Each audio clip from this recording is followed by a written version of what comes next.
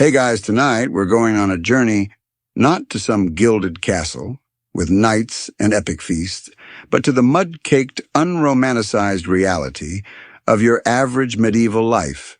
You're not the queen in a flowing gown, nor are you a knight in shining armor. You are in fact a medieval housewife, and you're about to discover why that's a less than ideal job description. Imagine waking up not to a phone alarm, but to the chill seeping through the cracks of your wattle and daub hut. There's no soft mattress, just a straw-filled sack, probably teeming with fleas. The air is thick with the scent of damp earth and wood smoke, and your stomach is already grumbling. You're not just sleepy. You're perpetually exhausted, and it's a feeling you'll carry with you every single day until you're too old to carry it anymore. So before you get comfortable, take a moment to like the video and subscribe, but only if you genuinely enjoy what I do here. Let me know where you're watching from and what time it is, and we can all get sleepy together. Now dim the lights, maybe turn on a fan for that soft background hum, and let's ease into tonight's journey together. You open your eyes to the pre-dawn gloom, your body aching from a day of relentless toil. The bed, you're in a simple pallet on the floor, offers little comfort, and the straw rustles as you shift. The hearth, the heart of your home, is just a pile of cold embers now. It's your first task to coax a new fire from the sleeping ashes. No matches, no fancy lighters. You reach for your tinderbox, and with a flint and steel, you strike a spark. It's a tedious, often frustrating process, and the tiny flame that finally catches feels like a monumental victory. This single act, this daily struggle to bring warmth and light back into your hovel, sets the tone for your entire existence. Life isn't about grand adventures or heroic deeds. It's about the small, repetitive, and utterly necessary tasks that keep you and your family from starving or freezing to death.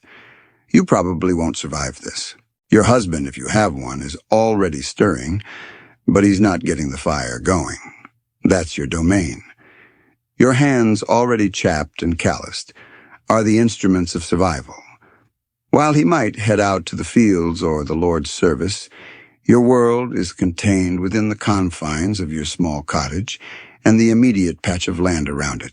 You are the chief executive officer of the household, a role that comes with zero benefits and an overwhelming list of responsibilities.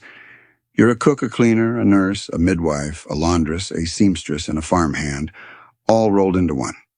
And you don't get weekends off. The air outside is cold, and as you step out, a thin layer of frost covers the ground. The latrine, a simple hole in the ground far enough away to be mostly out of smell range, is an unpleasant, chilly trip. Your dress, a simple wool tunic, is your primary defense against the elements, and it's likely the only one you own. You wash it when you can, but water is a precious resource, and the process is grueling. You'd better hope you don't get caught in the rain on the wrong day. You look around your small village. The houses are all similar, small, dark, and smoky. The roads are nothing more than dirt paths that turn into muddy rivers after a rain. There are no paved streets, no sidewalks, no streetlights. The smell is a constant companion, a mix of animal dung, wood smoke, and the general unwashed scent of humanity. It's a sensory experience that modern life has mercifully shielded us from. Think of your most rural camping trip, multiply the grit and grime by 100, and you're getting close. The household chores begin in earnest. Your first task is to fetch water from the village well or stream. This isn't a quick trip with a lightweight bottle. You're hauling heavy wooden buckets, and every step is a deliberate effort.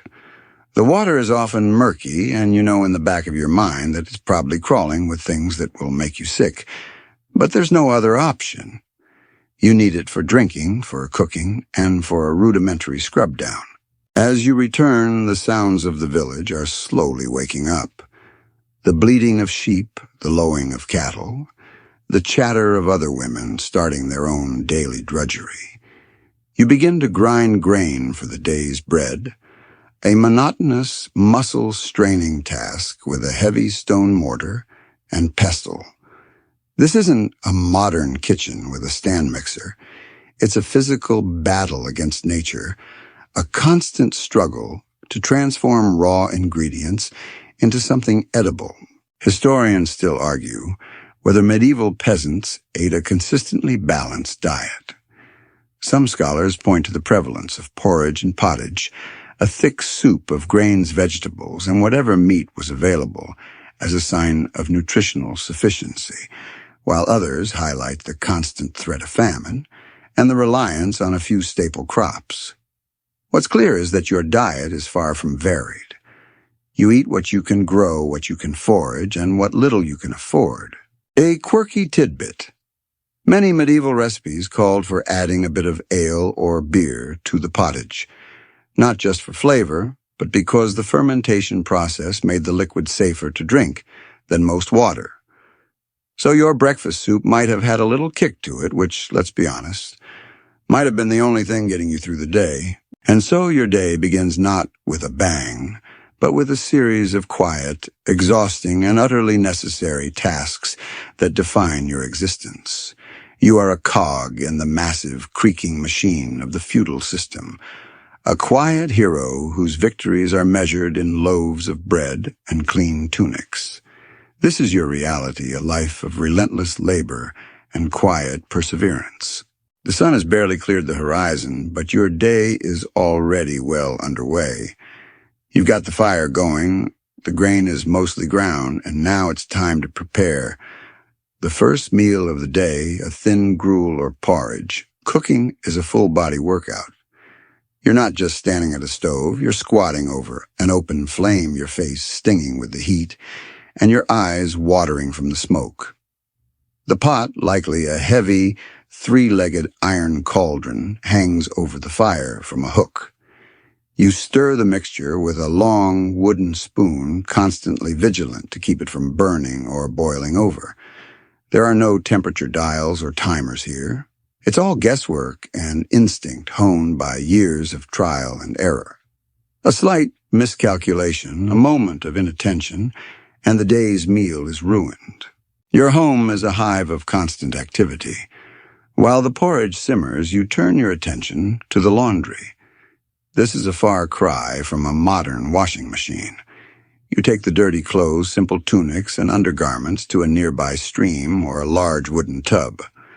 First, you beat the garments with a flat wooden paddle to loosen the dirt. Then you scrub them with a harsh, lye-based soap you made yourself from animal fat and wood ash.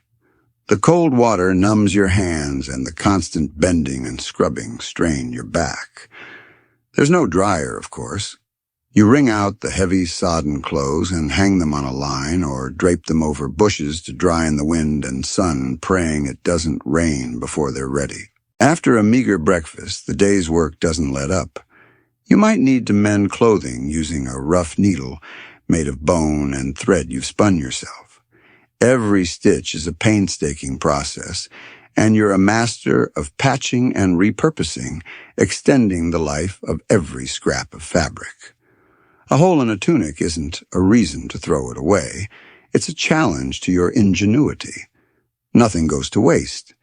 Every discarded piece of cloth might be used for bandages or doll stuffing. It's a mentality of absolute conservation, born of necessity. Beyond the immediate household, your duties often extend to the small plot of land your family farms. You might be weeding the vegetable patch, pulling up stubborn roots, and turning the soil by hand. There are no fancy tools here, just a simple hoe, or your bare hands. You plant leeks, cabbage, onions, and beans, and you know their growth cycle better than you know your own age. A good harvest means the difference between survival and starvation during the long, cold winter. The battle against pests is also a daily reality. The warmth of the fire and the presence of food make your home an attractive dwelling for mice and rats. You've set traps made of simple wood and string, but they are a constant nuisance. Fleas, lice, and other parasites are an even more intimate problem. They live in your clothes, your hair, and your bedding. There's no real way to get rid of them completely, so you live with a constant, low-level itchiness. You spend time picking lice from your children's hair, a communal activity that doubles as a way to keep things under control, even if it's never a complete victory. Historians still argue whether medieval people, especially the peasantry, understood the direct link between filth and disease. While they didn't have a modern grasp of germ theory, they certainly recognized that certain conditions like stagnant water and rotting waste were associated with sickness. They just attributed it to bad air or divine displeasure rather than microscopic organisms. The idea of sanitation for its own sake was a luxury, but practicality meant you did what you could to keep things from smelling too bad or attracting too many vermin. A quirky tidbit. Many medieval recipes for cleaning and pest control relied on strong-smelling herbs and plants. Sage lavender and mint were often strewn on floors, not just to make the house smell better, but because their oils were believed to repel fleas and other insects. It's the original essential oils, just without the fancy diffuser. You would have used them liberally, hoping their scent would cover up the more unpleasant smells of your home and ward off unwanted guests. Your life is a continuous loop of physical tasks, each one blending seamlessly into the next. There are no clear divisions between work and home life because they are one and the same. You don't go to work. You are always working. The exhaustion is a dull ache in your bones, a constant companion that only slightly lessens when you finally collapse onto your straw pallet at night. Your hands are rough, your back is perpetually sore, and your spirit is a testament to resilience, born not of choice, but of sheer grinding necessity. Every day is a battle fought with a wooden spoon and a dirty bucket, and the victory is simply getting to the end of it. With the morning chores behind you, the focus shifts to the day's main event, cooking. This isn't just about preparing food, it's a high-stakes performance played out over an unpredictable open fire. The hearth, your kitchen, is a pit in the center of your hut, or maybe a simple stone platform. There's no chimney, just a hole in the roof to let out the smoke, which often drifts back down to sting your eyes and coat everything in a fine layer of soot. You spend a good part of your day in this hazy environment, your lungs absorbing a cocktail of carbon and ash. A modern-day health inspector would have a full-on meltdown. Your tools are simple. The cauldron, a few clay pots, and a handful of wooden spoons. There's no running water, so every drop used for cooking has to be carried in from the well. Your ingredients are equally rustic. For a typical meal, you might be making a pottage, a thick, hearty stew that's the backbone of your diet. You'll toss in whatever you have, a handful of wild onions. You foraged a few carrots from your garden, and some dry beans. If you're lucky, you might have a small piece of salt pork or maybe a bit of cured fish, but meat is a rare luxury. More often, it's just vegetables and grain, and if you're really hard up, maybe some acorns. The fire itself is a fickle beast. One moment, it's a roaring inferno threatening to scorch your meal, and the next, it's a dying whisper, barely keeping the pot warm. You spend a ridiculous amount of time adjusting logs blowing on embers and moving the pot closer or farther from the flames. The constant squatting and bending over the heat are physically demanding, and you're always on guard. A stray spark could set fire to the straw on your floor or the dry roof above you. Beyond the pottage, you're also responsible for baking bread. This is a multi-day process. You've prepared a sourdough starter from a batch of last week's dough, a living, bubbling culture that needs constant care. You knead the dough by hand, a back-breaking task that takes hours. The baking is a communal event, as your home doesn't have its own oven. You have to take your prepared loaves to the village's communal oven, a large dome-shaped structure managed by a baker. You wait your turn often for hours with other women, all bringing their own loaves, and you pay the baker a fee, usually a small portion of your dough, for the privilege of using the oven. This little tax is a constant reminder of your place in the feudal system, where even the most basic necessities are controlled by someone else. Historians still argue whether medieval people truly enjoyed their food. While they lacked the spices and variety we take for granted, many scholars believe the simple, fresh ingredients and the slow cooking methods produced meals that were deeply satisfying, even if monotonous. They also point to the psychological comfort of a hot, nourishing meal in a world of cold and uncertainty. The simple pleasure of a bowl of pottage might have been one of the few joys in your daily life. A quirky tidbit. Many people, including housewives like you, would eat with their hands. While spoons and knives existed, they were not universal, and forks were almost unheard of in this period. The meal was often served in a communal bowl or trencher, a thick slice of stale bread that served as a plate. After the meal, you either ate the trencher or gave it to the dogs if you were lucky enough to have one. The idea of personal plates and cutlery was a far-off luxury for the nobility, not for you. Cooking is a constant exercise in risk management. You're dealing with fire-sharp tools and a lack of proper hygiene. There are no refrigerators, so food storage is a constant challenge. You learn to preserve food through salting, drying, and smoking techniques passed down from your mother and grandmother. A mistake in the salting process could lead to botulism or other foodborne illnesses, and a bit of meat that's gone off could make the entire family sick. Your knowledge of these preservation methods is not a hobby. It's a matter of life and death. The simple act of preparing a meal is a testament to your quiet competence and your tireless dedication to keeping your family alive.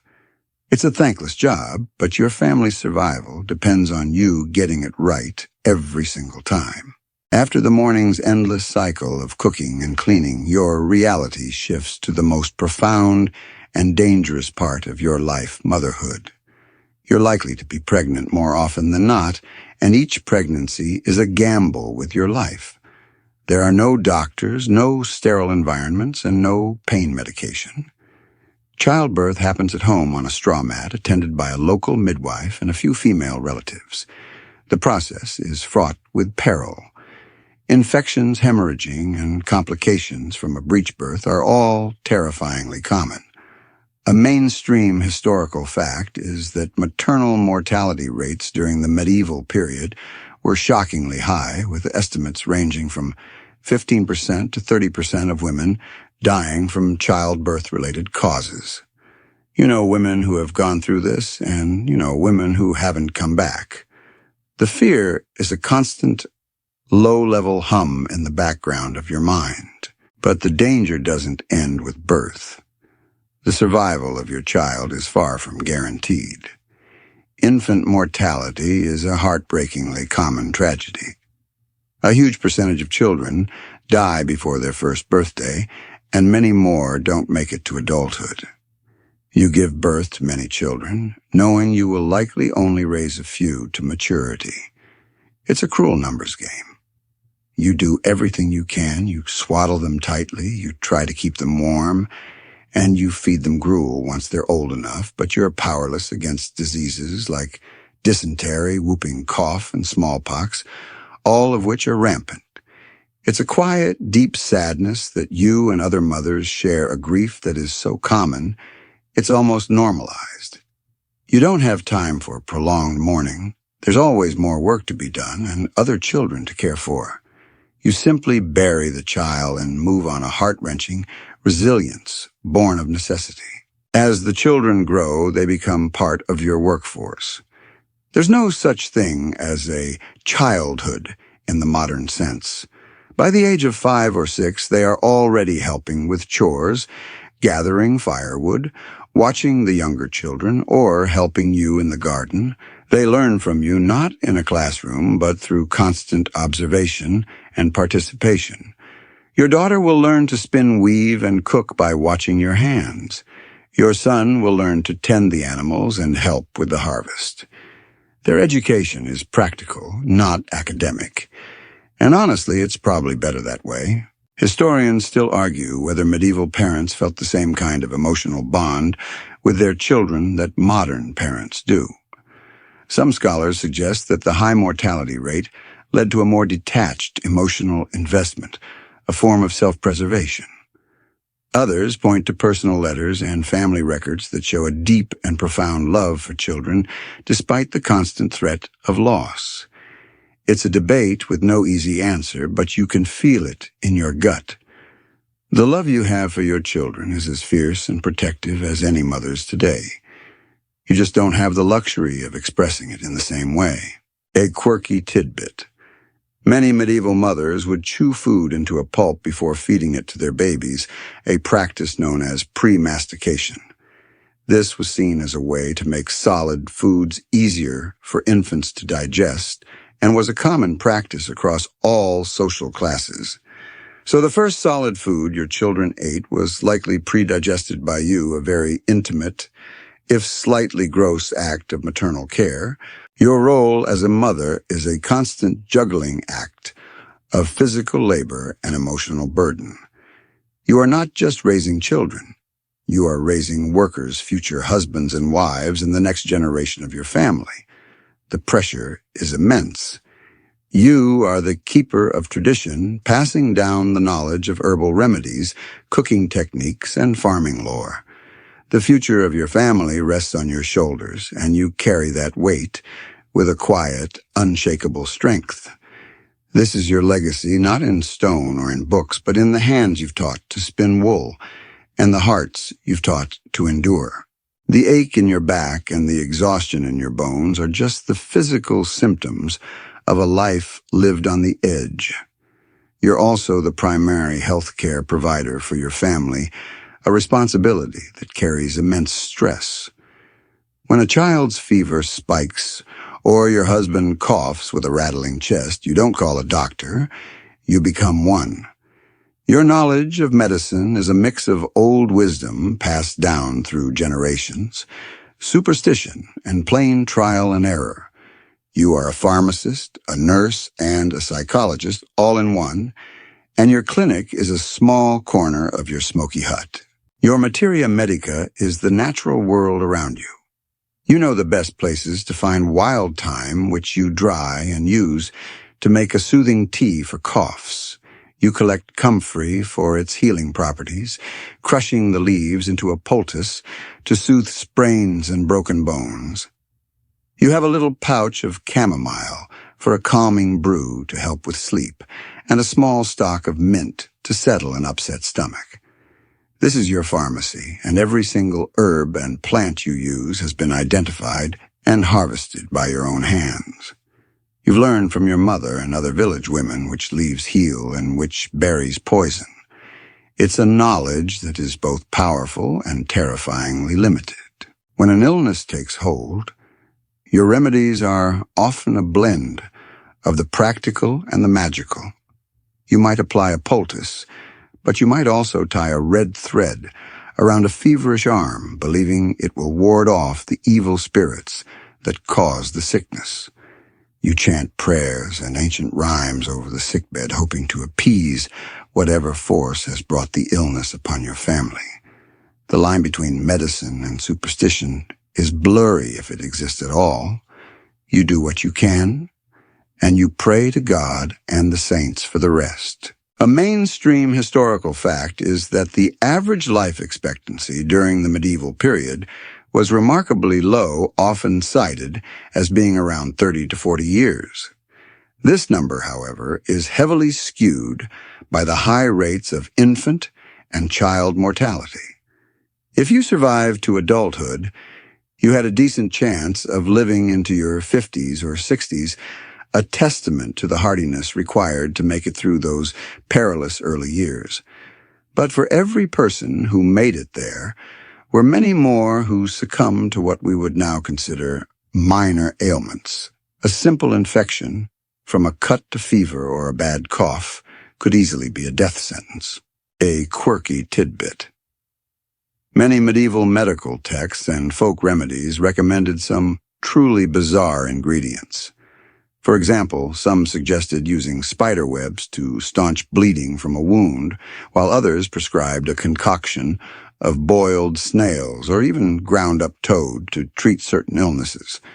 These remedies were based on the principle of like cures like, or simply on desperate attempts to find a cure.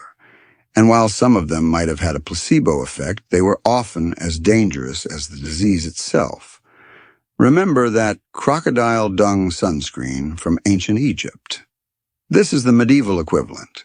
Historians still argue whether the medical practices of the medieval period were entirely ineffective or if they had some hidden therapeutic value.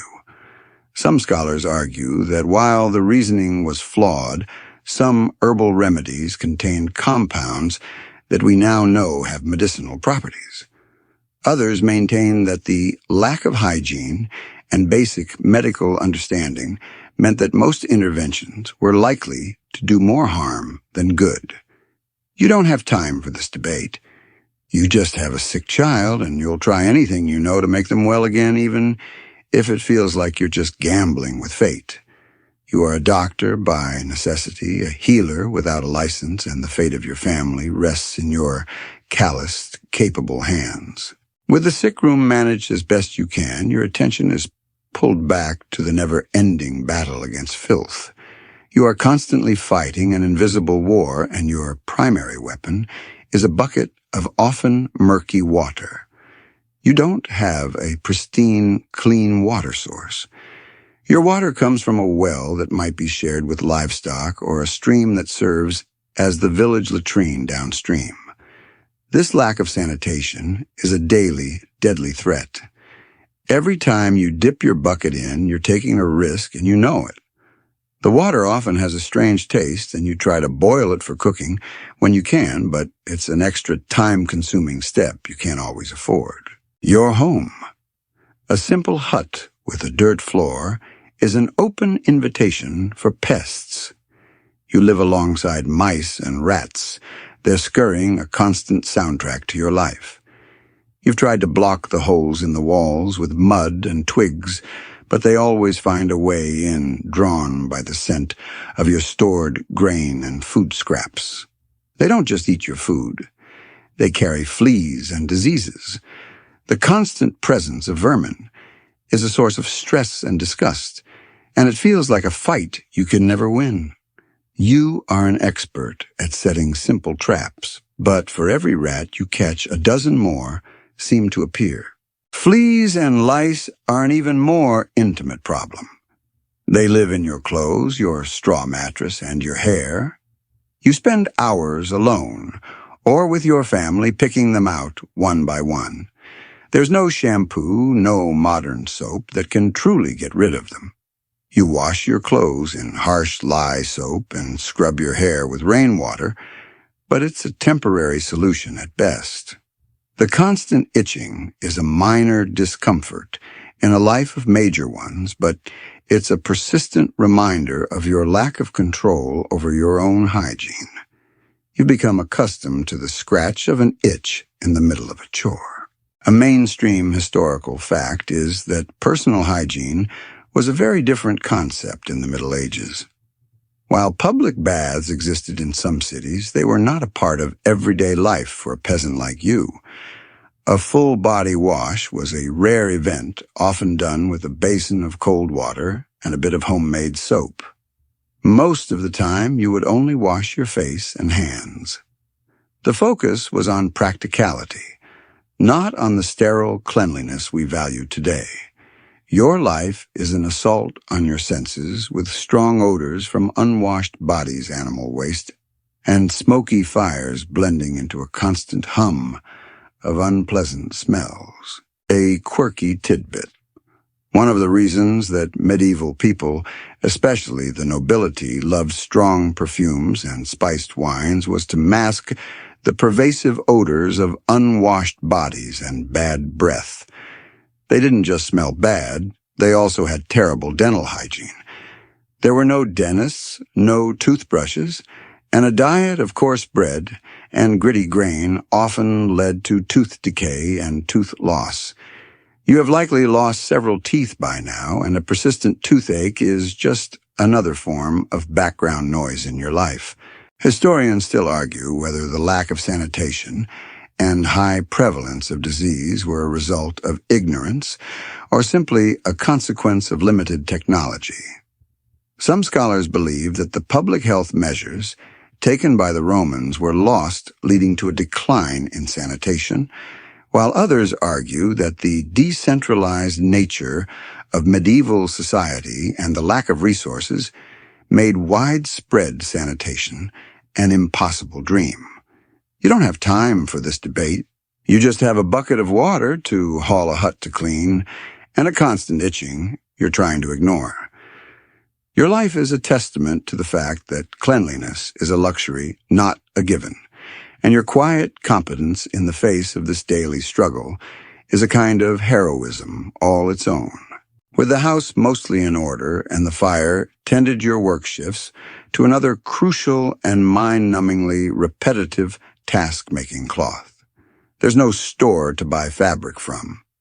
Everything you and your family wear has to be made by your own hands, from the raw material to the final garment. The first step is processing the wool from your family's sheep. You shear the sheep in the spring, a messy, laborious job. Then you must clean the fleece, a long process of washing it in the stream to remove the dirt and lanolin. It's a full day's work, and the smell is, well, it's memorable. Once the wool is dry, you begin the carding process. You use 2 wooden paddles with rows of metal teeth to brush the fibers, straightening them and preparing them for spinning. It's a rhythmic, almost hypnotic motion, and it's a task that you will repeat thousands of times throughout the year. Your fingers are nimble and quick, but the work is hard on your hands, and you are constantly at risk of getting a splinter or a nasty prick from the carding teeth.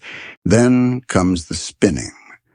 You hold a small distaff with the prepared wool and draw out a single strand of fiber which you twist with a spindle, a small wooden stick with a whorl at the bottom. This is a task you can do anywhere while you're watching the children walking to the well or sitting by the fire. You become an expert at it, and the spindle becomes an extension of your hand. A single strand of wool barely thicker than a hair is all you're working with, and a single tunic might require miles and miles of it. It's a tedious, time-consuming job, and it's a constant part of your life. After spinning, you have the yarn, and then you must weave it into cloth. This is often done on a simple hand loom in your home. It's a bigger project, and it requires more attention, but it is a skilled craft that you've mastered. You thread the warp threads onto the loom, and then you pass the weft threads over and under, slowly building up the fabric a line at a time. The sound of the shuttle clacking against the wood is another one of the constant background noises of your life. This process is so fundamental to your existence that your name might even be Weaver's daughter in some small way. A mainstream historical fact is that the textile industry was one of the most important in the medieval economy. For many families, the cloth they produced was not just for personal use, but was also a valuable commodity to sell or trade at the local market. It was a source of income that was often managed by the women of the household, giving you a small but vital degree of economic power. It was your hands, not your husband's, that turned wool into gold. A quirky tidbit. The phrase spinning a yarn actually comes from this very process. As women sat together for long hours spinning, they would often share stories and gossip. So the act of creating cloth was also a time of community building and social interaction, a rare moment of connection in your otherwise isolated life. It's one of the few times you get to sit with your neighbor's trade stories and laugh at the small, funny things that happen in the village. Historians still argue whether the invention of more advanced looms and spinning wheels truly eased the burden on medieval women or simply increased the expected output. Some scholars believe that new technology simply meant more work, a kind of pre-industrial revolution paradox. Others argue that any time saved was time that could be spent on other crucial household tasks. For you, the answer is likely simple. The work never ends, no matter what tools you have. You are a quiet, unheralded artisan, a master of a craft that is so common, it's often taken for granted.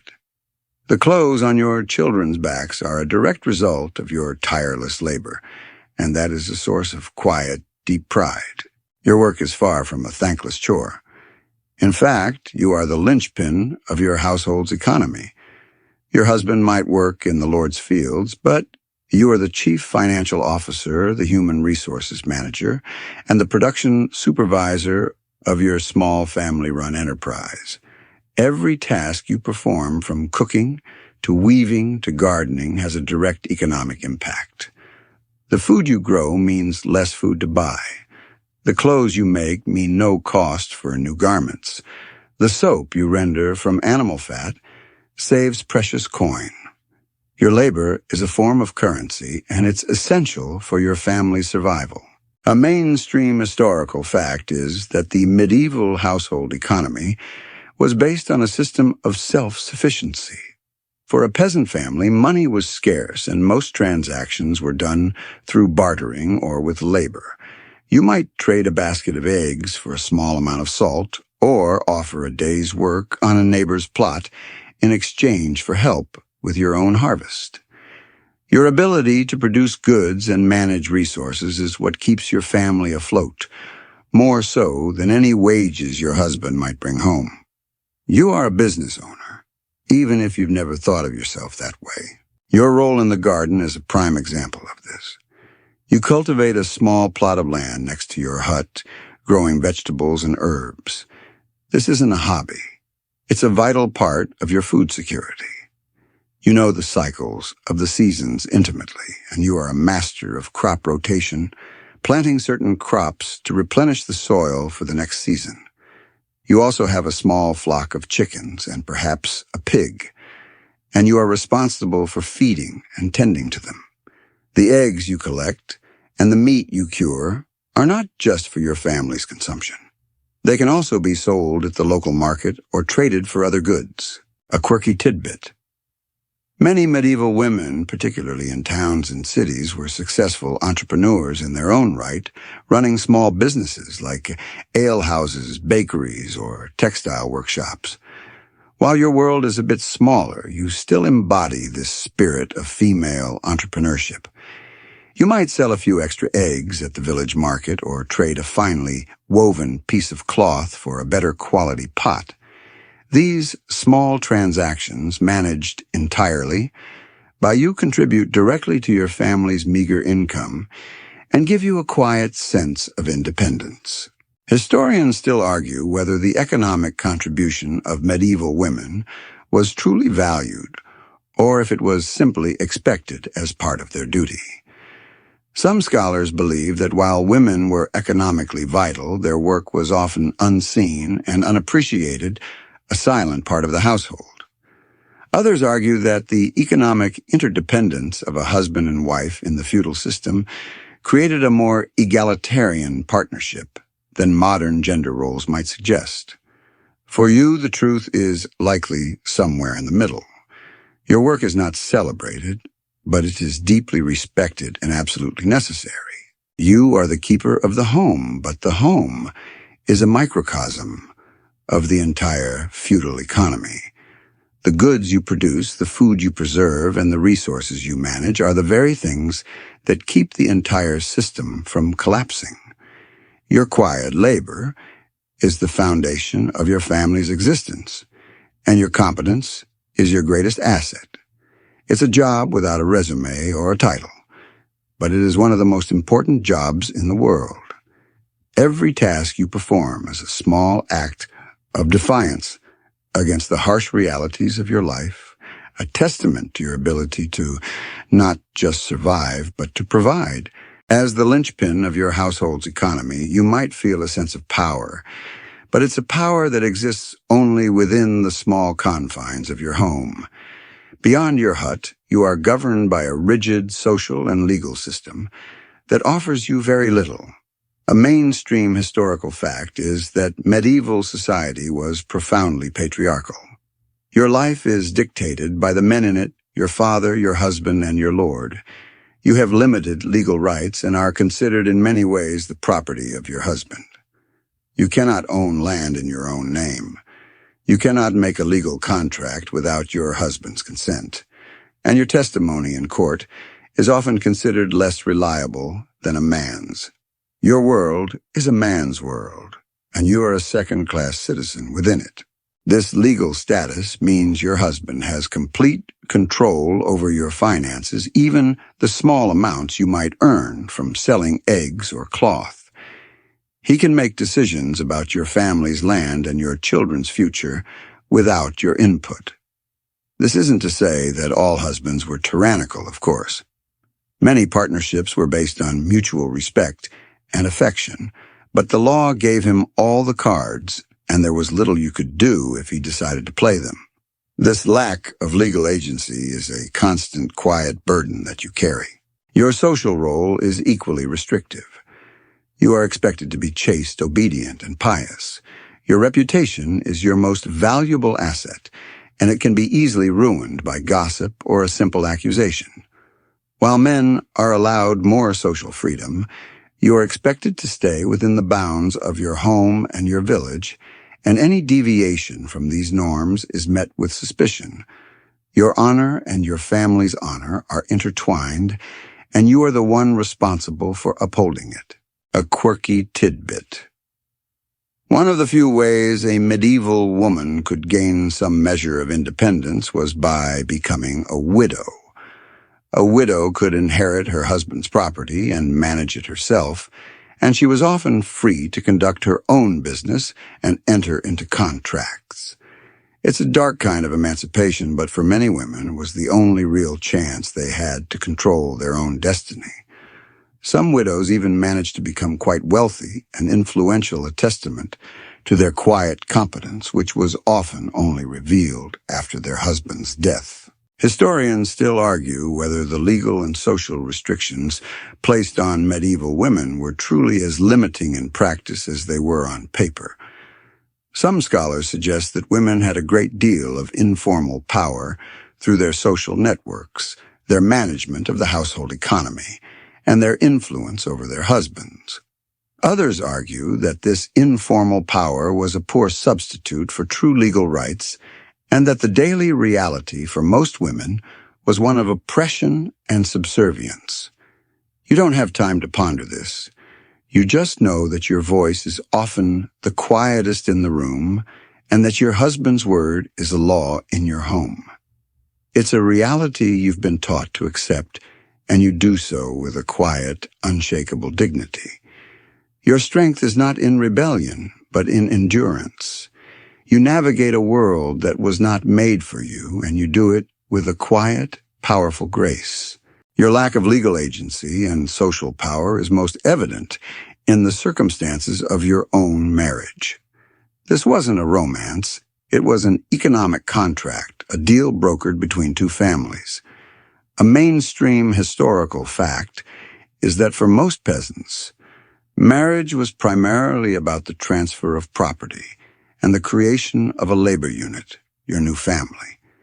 You were probably married in your late teens, and your husband was likely not much older. The ceremony itself might have been simple. A quick blessing from the priest followed by a feast, and it often happened with little input from you. Your dowry, if you had one, wasn't a pile of gold coins. It was more likely to be a few chickens, a sack of grain, and a cow. These goods were not for you, but for your new husband's family, a way to help them establish their own household or to expand their current one. It's a very practical transaction, and while affection may have grown over time, love was not a prerequisite for the union. You didn't marry for love. You married to survive. Your marriage is a new set of duties and a new set of relationships. You've moved from your father's home to your husband's, and your new in-laws are now your family. The dynamics of these relationships are complex and often strained. You must learn to live with a new family, new rules, and a new set of expectations. There's no escaping it. This is your life now, and you must make it work. A quirky tidbit. One of the few ways a woman could initiate a divorce was through a petition to the church, but the grounds for divorce were extremely narrow. They were often limited to non-consummation of the marriage or cases of extreme cruelty. The process was long expensive and a source of great social scandal, so a true get-out-of-jail-free card was non-existent.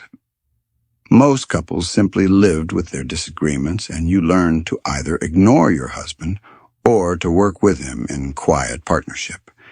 The idea of happily ever after was more about peaceful coexistence than romantic love. Historians still argue whether medieval marriages were generally happy. Some scholars point to the high rates of domestic violence and the lack of choice as evidence of a miserable existence for many women.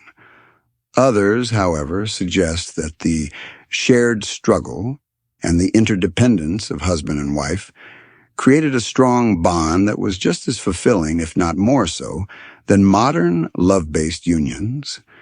The truth is, your bond with your husband is forged in the crucible of hard work and shared responsibility. You are a team, a small unit of survival against the forces of nature, feudalism, and famine. Your love, if it exists, is not a grand passion, but a quiet, enduring loyalty born of shared hardship. Remember that pre-mastication, this kind of intimate, if unromantic care, is the true foundation of your relationship. You've both seen each other at your worst, and you've both worked tirelessly to keep your family together. This is a love that doesn't need grand gestures or poetic words. It is simply there, a quiet, unshakable force that keeps your small world spinning. Your marriage is not a fairy tale. It's a job, and you work at it every single day with the same quiet competence you bring to every other task. Your daily life, from the moment you wake up to the moment you fall asleep, is governed by a rhythm far older than any clock, the rhythm of the feudal calendar. This calendar is not just a way to mark time. It's a blueprint for your entire existence, and you're a tiny but essential part of its grand design. The seasons dictate your work, and the demands of your Lord and the church dictate your holidays. You don't have a boss with a schedule. You have nature, and you have power, and both of them demand your labor. A mainstream historical fact is that the feudal system was based on a social contract where peasants like you worked the land in exchange for a lord's protection. This meant that a portion of your time, often 2 or 3 days a week, was not your own. You were required to work on your lord's land, a duty known as corvée labor. You might spend a day weeding his fields or a week helping with his harvest. This work takes precedence over your own family's needs, and there is no negotiation. It is a constant physical reminder of your place in the social hierarchy. Your own land, a small strip in the communal field, is where you grow your family's food. You know the soil intimately, and you know exactly when to plant the winter wheat and when to sow the spring barley. The long, hot days of summer are a blur of weeding and tending to the crops. The autumn is a frantic period of harvest, a race against the first frost. And the winter is a time of quiet labor, mending tools and preparing for the next year. You are a master of this cycle, a quiet expert in the almanac of the seasons. A quirky tidbit.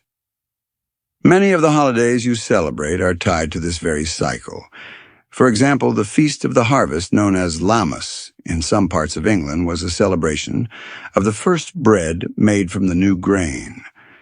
It was a time to give thanks for the harvest and to pray for a good year to come. These moments, often tied to a specific agricultural task, are a break from the endless toil and a chance for the village to come together and celebrate a communal victory. It's a much-needed respite, a chance to eat a bit more, drink a bit more, and forget the hardships for a moment. Historians still argue whether medieval peasants felt a true connection to the land they worked or if they saw it simply as a source of endless, back-breaking labor. Some scholars believe that the deep knowledge of the land and the reliance on its bounty created a profound spiritual and emotional bond. Others argue that the constant threat of famine and the demands of the feudal system made the land a source of stress and anxiety rather than a source of comfort. You don't have time to ponder this. You just have a field to work, a plot to tend, and a family to feed. Your connection to the earth is a matter of life and death, and you honor it with your hands and your sweat. Remember the endless chores from Section 2. Now add the Lord's fields on top of your own. Your days are long and your body is weary, but you are part of a system that has been in place for generations. Your work is not just for yourself. It's for your family, your community, and the Lord who protects you.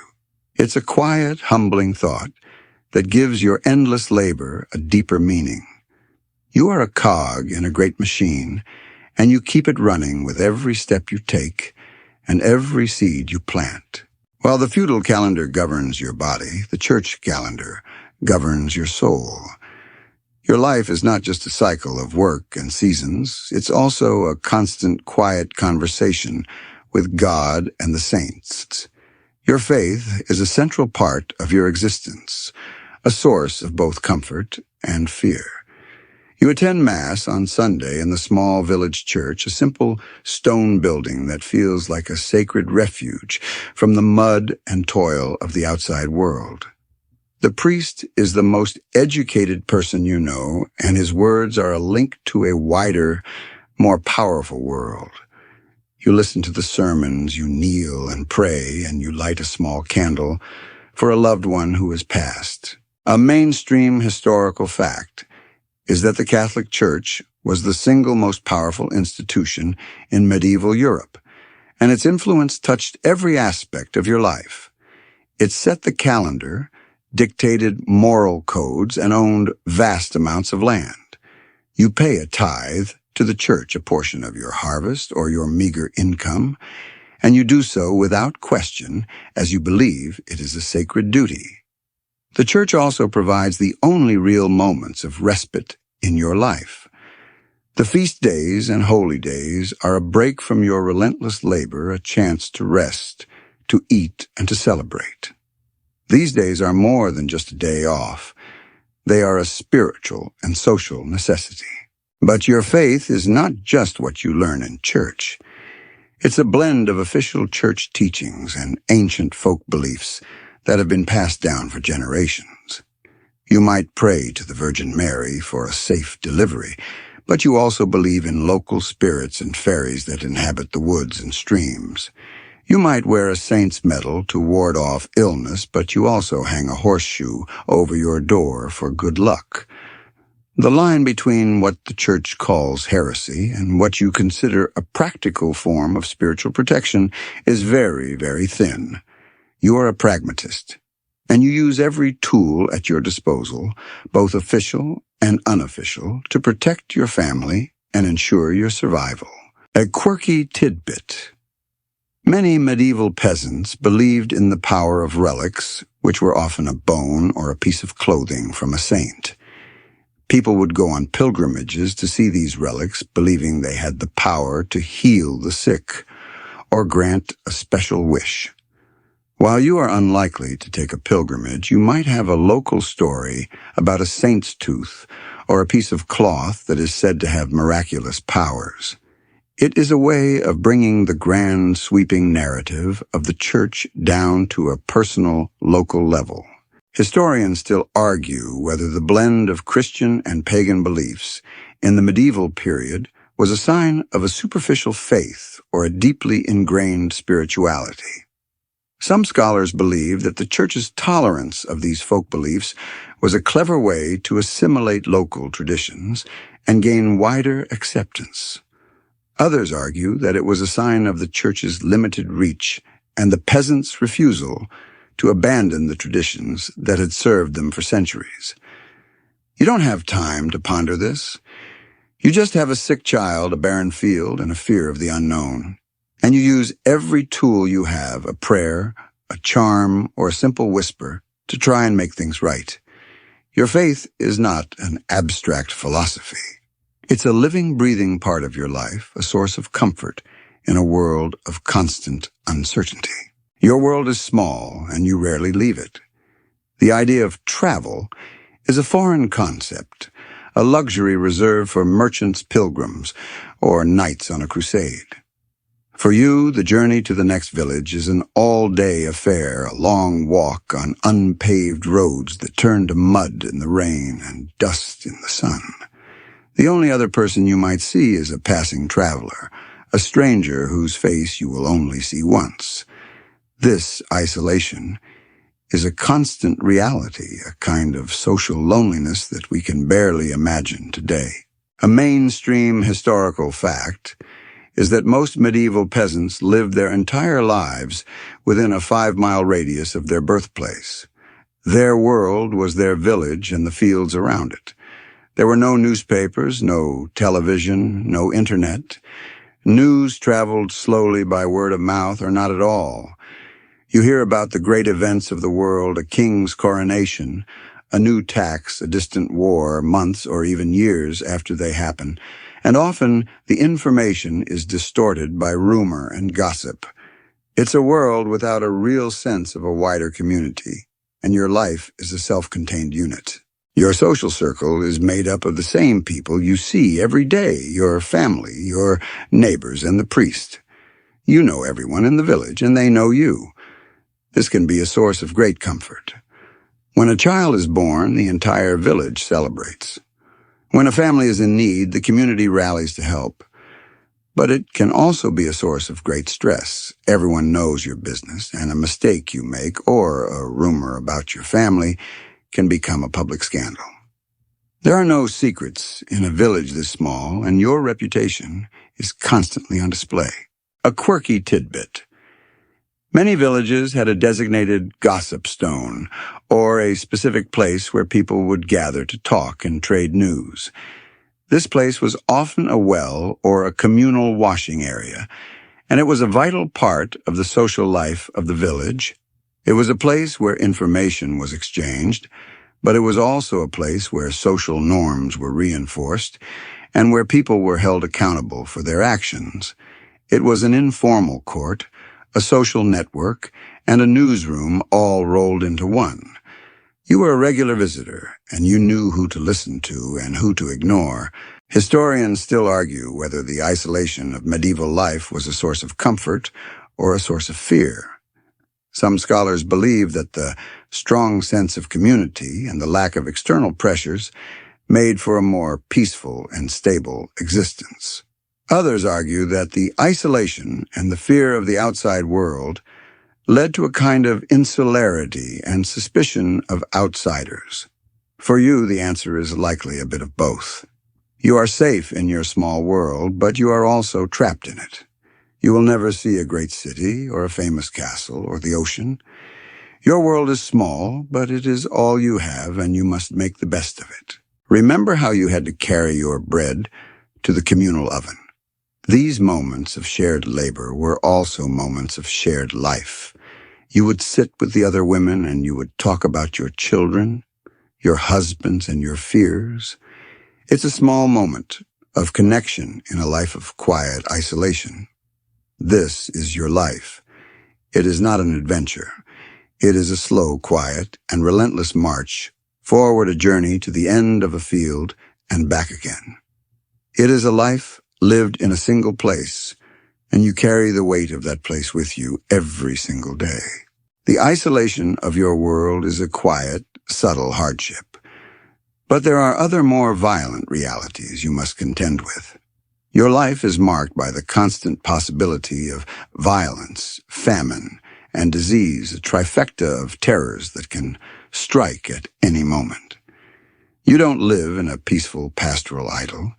You live in a world where a bad harvest means starvation, a passing army means rape and pillage, and a simple fever can mean death for your entire family. A mainstream historical fact is that the Middle Ages were a period of almost constant warfare, not just between kings and nations, but between rival lords and factions. Your village, with its meager stores of grain and its few livestock, is a tempting target for a passing army or a band of marauding mercenaries. When the news of a coming army reaches you, it is a moment of terror.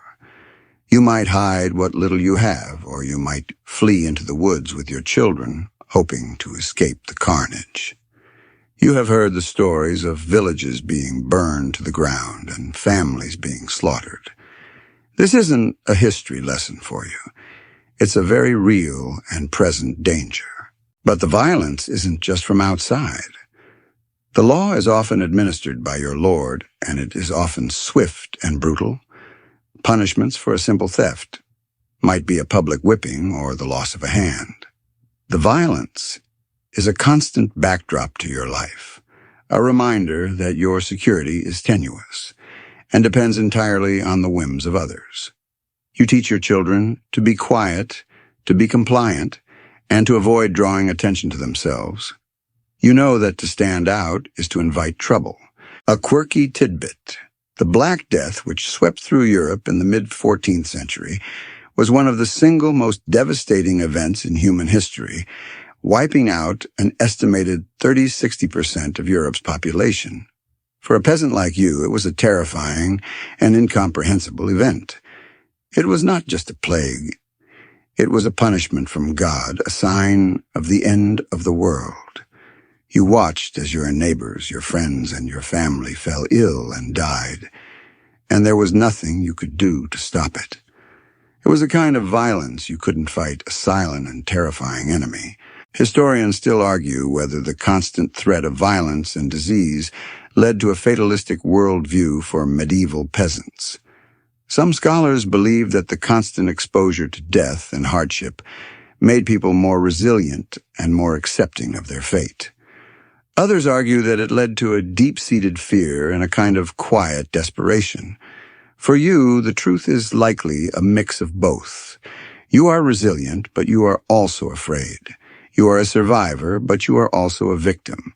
Remember how your faith was a blend of church teachings and folk beliefs. This same pragmatism is at play here. When your crops fail, you don't blame God, you blame the weather. When a fever takes hold, you try to cure it, but you also pray. You are a realist, and you know that your life is a constant battle against forces you cannot control.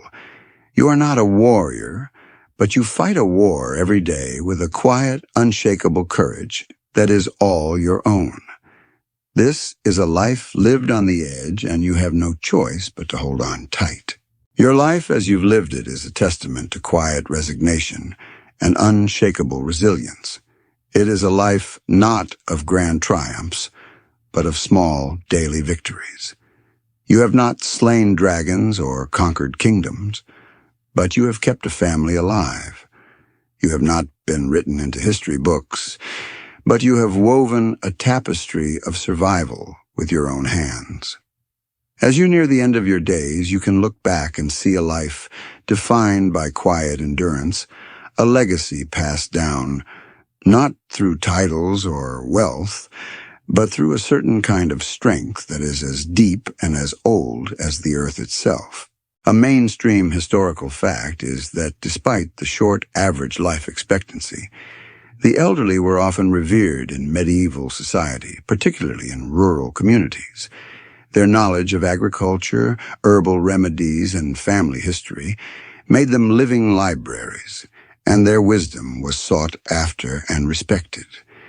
As you become older, you are no longer the one toiling in the fields, but you are the one sitting by the fire, mending clothes and watching the grandchildren. You are the keeper of the stories, the wisdom, and the traditions. Your body may be slowing down, but your mind is sharp, and you are a vital part of the family, a quiet matriarch whose authority is earned, not given. A quirky tidbit, one of the few forms of social security in the medieval period, was the concept of the corrody, a contract where a person would give their property to a monastery or a noble in exchange for food, lodging, and care for the rest of their life. For some elderly peasants, this was a way to ensure they would not die alone or be a burden on their children. But for you, the idea of leaving your family is unthinkable. You will live out your days in your home, surrounded by the people you have spent a lifetime protecting. Historians still argue whether the medieval period was a time of great suffering or quiet contentment. Some scholars focus on the famines, the plagues, and the brutal social hierarchy as evidence of a miserable existence.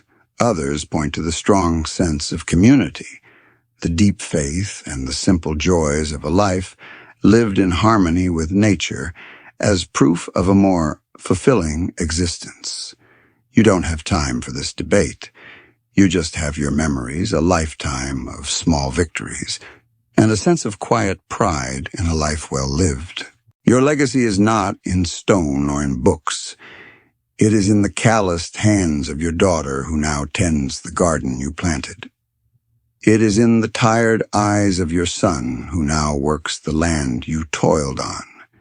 It is in the stories you whisper to your grandchildren as they fall asleep, stories of the simple and terrifying world you have navigated.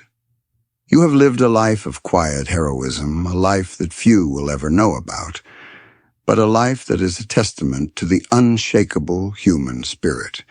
You are a survivor, you are an artisan, you are a mother, and you are a quiet, unheralded hero of history. Now, as the embers in the hearth grow dim and the last of the candle flickers out, your mind can finally quiet down.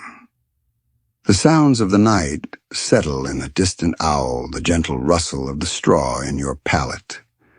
The worries of the day, the endless cycle of chores, and the constant struggle all begin to fade into a soft, hazy background. You are here in this quiet, smoky hut, and you are safe. There is nothing to do now but rest. The day is over, and your work is done. Let the sounds of the night, the soft hum of the wind, and the quiet rhythm of your breathing lull you into a deep and peaceful sleep. All the fears and all the burdens can wait until the morning light. You've earned this rest. Just close your eyes and let the history fade away. Sweet dreams. Sweet dreams.